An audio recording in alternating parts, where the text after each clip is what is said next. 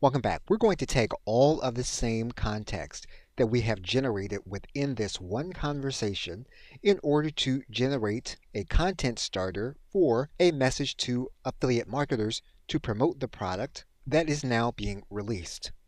And so we're going to give the chatbot some context, and we're going to ask it to write an email to our existing affiliates. So now to undertake this, we're going to make sure to give the chatbot as much context as we possibly can. Once we do that, we're going to click enter, and what we're looking to get is a content starter, even if we choose not to use the entire email written to us by ChatGPT.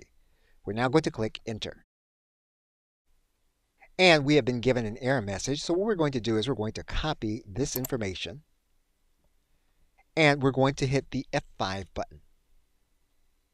And we're going to come back, and we're going to try to repaste the same information. And we're going to hit enter to see if our query is going to be answered.